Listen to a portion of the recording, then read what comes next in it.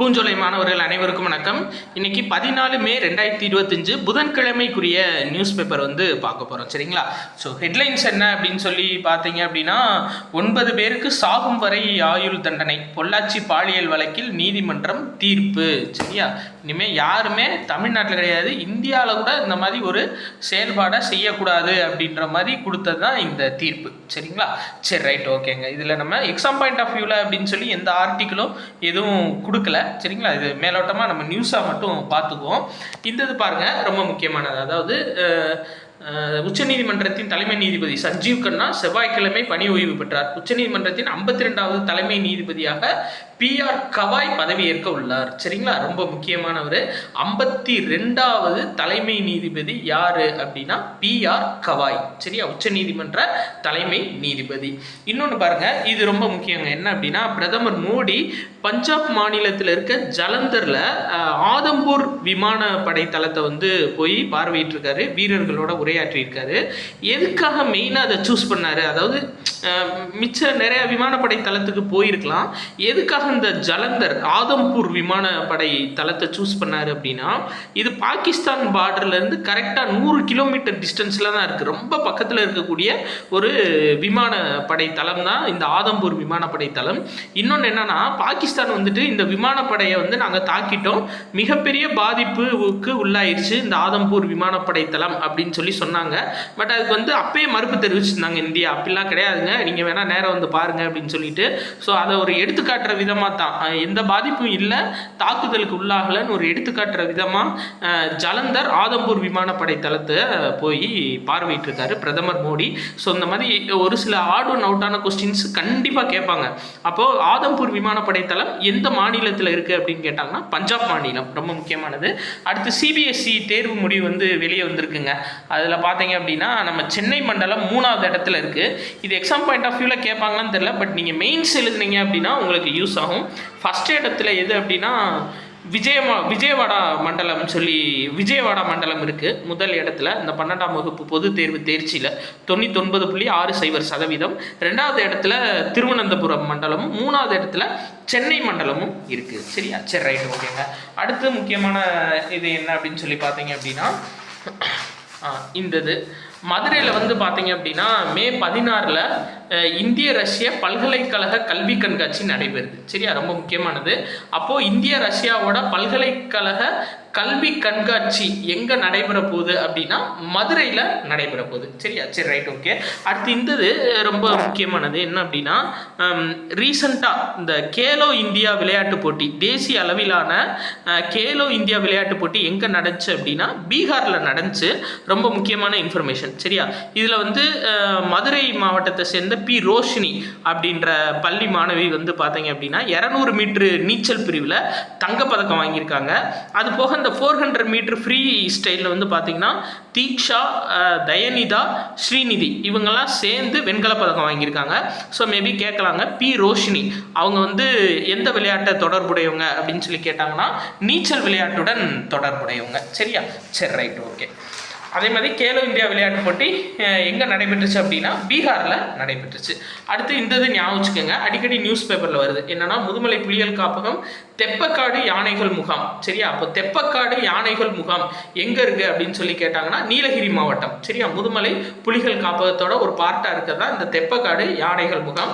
இதை சேர்த்தாப்புல ஞாபகம் வச்சுக்கோங்க. இன்னொரு முக்கியமான இன்ஃபர்மேஷன் கொடுத்துருக்காங்கங்க. என்ன அப்படின்னு சொல்லி பார்த்தீங்கன்னா, அதாவது இந்திய செயற்கைக்கோள்கள் நாட்டின் எல்லைகளை கண்காணித்து வருகின்றன அப்படின்னு இஸ்ரோ தலைவர் வி நாராயணன் அவர் வந்து சொல்லியிருக்காரு. தமிழ்நாட்டை சேர்ந்தவர், கன்னியாகுமரி மாவட்டத்தை சேர்ந்தவர். சரியா? இப்போ இதுல முக்கியமான இன்ஃபர்மேஷன் ஒரு 4 இது கொடுத்துருக்காரு. என்ன அப்படின்னா, சந்திராயனை பத்தி. அதாவது இதில் சந்திராயன் 4, அதாவது சந்திராயன் 3 நம்மளுக்கு தெரியும். சரியா? நிலவோட தென்துருவ பகுதியில் தரையிறங்கிடுச்சு. ஸோ சந்திராயன் 3யோட சக்ஸஸ் என்னன்னா நிலவோட தென்துருவ பகுதியில் தரையிறங்கினது. சரியா? இப்போ சந்திராயன் 4க்கு கொடுத்துருக்காரு. சந்திராயன் 4ஓட முக்கியமான செயல்பாடு என்ன அப்படின்னு சொன்னால், அங்கேருந்து நிலவுலேருந்து மாதிரிகளை எடுத்து சேகரித்து வந்து இங்கே வந்து டெஸ்ட் பண்ணுறதான். சரியா? முக்கியமாக சந்திராயன் 4ஓட கான்செப்ட் என்ன அப்படின்னா, நிலவுக்கு போய் அங்கே அதுலேருந்து சாம்பிள்ஸ் மாதிரிகளை எடுத்துகிட்டு வர்றது தான் சந்திராயன் 4ஓட நோக்கம். சந்திராயன் 5ஓட நோக்கம் என்ன அப்படின்னு சொல்லி பார்த்தீங்கன்னா, தொடர்ச்சியாக 100 நாட்கள் வந்து அங்கே தங்கி ஆய்வு செய்யும். 100 நாட்கள் வந்து அங்கே இருந்து ஆய்வு செய்கிறது தான் என்ன அப்படின்னா சந்திராயன் 5ஓட முக்கியமான திட்டம். சரியா? அதே மாதிரி நிலவுக்கு மனிதர்களை அனுப்புகிற திட்டம் எந்த வருஷத்தில் நம்ம நிறைவேற்ற போகிறோம் அப்படின்னா 2040. இது ஏற்கனவே சொன்னேன், திரும்ப சொல்லியிருக்காரு. சரியா? அப்போ இது அப்படியே மைண்டில் வச்சுருக்கேங்க. சந்திராயன் 3 வந்து நிலவோட தென்துருவ பகுதியில் தரையிறங்கிடுச்சு, அது சக்ஸஸ். சந்திராயன் 4ஓட மெயின் கான்செப்ட் என்ன அப்படின்னு சொல்லி பார்த்தீங்கன்னா, நிலாவிலிருந்து சாம்பிள்ஸை எடுத்துகிட்டு வர்றது. சந்திராயன் 5ஓட கான்செப்ட் என்னன்னா 100 நாட்கள் ஆய்வு செய்கிறது நிலவில். நம்ம எப்போ வந்து நிலாவில் வந்து மனிதர்கள் அனுப்ப போகிறோம் இந்தியா அப்படின்னு சொல்லி பார்த்தீங்கன்னா 2040. இந்த கான்செப்டை அப்படியே பார்த்து வச்சுக்கோங்க, ரொம்ப ரொம்ப முக்கியம். கண்டிப்பாக ஒரு கொஸ்டின் இதுலேருந்து கேட்பாங்க. சரியா? சரி, அடுத்து இந்த இது திரும்ப திரும்ப நம்மளுக்கு நியூஸ் பேப்பரில் வந்துட்டு இருக்குங்க. என்ன அப்படின்னா, உச்சநீதிமன்ற உத்தரவு போட்டிருந்தாங்க, சீக்கிரம் வந்து ஒரு திட்டத்தை நிறைவேற்றுங்க, அதாவது கட்டணமில்லா விபத்து சிகிச்சை திட்டம் நடைமுறைப்படுத்தணும் அப்படின்னு சொல்லி ஒன்றிய அரசை வந்து உத்தரவிட்டிருந்தாங்க. அது வந்து எவ்வளோ அப்படின்னா, அதாவது ஒருத்தவங்க வந்து ஆக்சிடென்ட் ஆகி அவங்களுக்கு 48 மணி நேரத்துக்குள்ளே 1.5 லட்ச ரூபாக்குரிய சிகிச்சையை கொடுத்துக்கலாம் அப்படின்னு சொல்லி இந்த திட்டம் கொண்டு வர போகிறாங்க. நம்ம ஏற்கனவே சொல்லியிருந்தோம், இன்னுயிர் காப்போம் நம்மை காக்கும் 48 திட்டம். அது ஏற்கனவே தமிழ்நாட்டில் இருக்குது.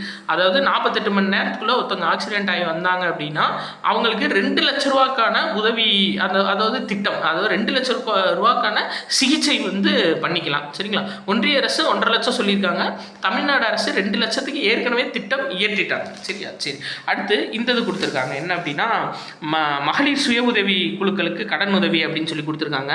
இதில் வந்து மகளிர் அந்த பயணம், விடியல் பயணத்தை பற்றி பேசியிருக்காங்க. இதில் மெயினாக பார்க்க வேண்டியது என்னென்னா, மகளிர் உரிமை தொகை அந்த மாதம் 1000 ரூபா கொடுக்குறாங்கல்ல பெண்களுக்கு, அது இதுவரையும் எவ்வளோ பேருக்கு கொடுத்துருக்காங்க அப்படின்னா 15 லட்சம் பேருக்கு மாதம் கொடுக்குறாங்களாங்க. சரிங்களா? அதாவது ஒரு நிமிஷம், 1 கோடியே 15 லட்சம். சரியா? எழுதிக்கிங்க. அதாவது 1 கோடியே 15 லட்சம் மகளிருக்கு மாதம் இந்த மகளிர் உரிமை தொகை போகுதான். ஸோ இந்த டேட்டா ரொம்ப முக்கியம். ஏன்னா நம்பர்ஸ் வச்சு இப்போ ஒரு சில கொஸ்டின்ஸ் கேட்க ஆரம்பிச்சிட்டாங்க. அதே மாதிரி இந்த முக்கியங்க. என்ன அப்படின்னா, மகளிர் சுய உதவி குழுக்களுக்கு வந்து லோன் கொடுக்குறாங்கல்ல, அதோட கடன் உச்சவரம்பு 12 லட்சமாக இருந்துச்சு, இப்போ 20 லட்சமாக உயர்த்திருக்காங்க. இது கண்டிப்பாக கேட்பாங்க. மகளிர் சுய உதவி குழுக்கான கடன் உச்சவரம்பு எவ்வளோலேருந்து எவ்வளோ இன்க்ரீஸ் பண்ணியிருக்காங்க அப்படின்னா 12 லட்சத்துலேருந்து 20 லட்சமாக இன்க்ரீஸ் பண்ணியிருக்காங்க. சரியா? சரி, ரைட், ஓகே. அதே மாதிரி இந்ததுங்க S-400 திரும்ப வருது. சரியா? வான் பாதுகாப்பு அமைப்பு ரஷ்யாட்டிருந்து நம்ம வாங்கினது. இதுக்கு என்ன பேர் இந்தியாவில் வச்சுருக்காங்க அப்படின்னா சுதர்சன சக்ரா அப்படின்னு சொல்லிட்டு பேர் வச்சுருக்காங்க. கூடுதலாக 400 வான் பாதுகாப்பு சாதனங்கள் வாங்க போகிறாங்களாம் S-400. சரியா? S-400 பார்த்து வச்சுக்கோங்க, ஆகாஷ் பார்த்து வச்சுக்கோங்க, பிரம்மோஸ் பார்த்து வச்சுக்கோங்க. இது 3ம் ரொம்ப முக்கியமாக ஆப்ரேஷன் சிந்தூரில் செயல்பட்ட இந்தியாவோட ஆயுதங்கள். சரியா? சரி, ரைட்டு, ஓகேங்க. இந்த இது ரொம்ப முக்கியமானது. என்ன அப்படின்னு சொல்லி பார்த்தீங்கன்னா, அதாவது நாட்டோட சில்லறை பணவீக்கம் 3.16% குறைஞ்சிருக்கு. ரொம்ப முக்கியமானது, கண்டிப்பாக கேட்பாங்க. ஏன்னா 6 வருஷத்தில் சில்லறை பணவீக்கம் வந்து சில்லறை பணவீக்கம் இவ்வளவு குறைஞ்சதில்லை.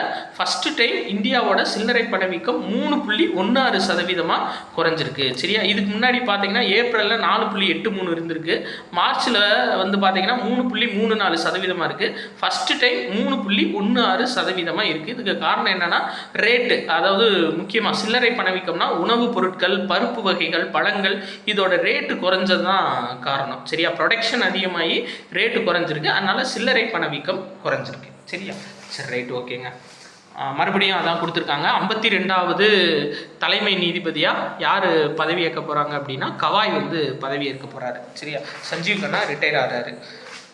அடுத்து இது ரொம்ப முக்கியங்க. என்ன அப்படின்னா, அதாவது ஐசிசி பெண்கள் கிரிக்கெட்டு தரவரிசையில் வந்து பார்த்தீங்க அப்படின்னா ஸ்மிருதி மந்தனா அவங்க 2வது இடத்துக்கு பேட்டிங் தரவரிசையில் முன்னேறி இருக்காங்க. ரொம்ப முக்கியமானது. சரியா? 2வது இடத்துல பேட்டிங் தரவரிசையில் ஸ்மிருதி மந்தனா இருக்காங்க. நம்ம பெண்கள் அணியோட கேப்டன் பேர் என்ன அப்படின்னா ஹர்மன் பிரீத் கவுர். நேற்றே நம்ம பார்த்தோம், இருந்தாலும் திரும்ப நம்ம பார்ப்போம், ஞாபகம் வச்சுக்கணும். சரிங்களா? Captain Harmanpreet Kaur. அதே மாதிரி இந்தியாவோட பவுலிங்கில் வந்து பார்த்தீங்கன்னா தீப்தி சர்மா அவங்க 4வது இடத்துல இருக்காங்க. சரியா, பவுலிங்கில் ஐசிசி கிரிக்கெட் பெண்கள் தரவரிசையில். ஸோ கண்டிப்பாக கேட்பாங்க, தீப்தி சர்மா எந்த விளையாட்டுடன் தொடர்புடையவங்கன்னு கேட்டாங்கன்னா கிரிக்கெட்டில் பவுலர். சரியா, அடுத்து பாருங்கள், இந்தியா வந்து இப்போ ஐசிசி ரேங்கிங் தரவரிசையில் 2வது இடத்துல இந்தியா இருக்குது. சரியா, சரி ரைட் ஓகேங்க. பெண்கள் அணி 2வது இடத்துல இருக்குது. ஸோ இன்னைக்கு முக்கியமான நியூஸ்ஃபுல்லாக பார்த்துட்டோம். பிடிச்சிருந்தா கண்டிப்பாக உங்கள் ஃப்ரெண்ட்ஸு எல்லாத்துக்கும் ஷேர் பண்ணுங்கள். நன்றி.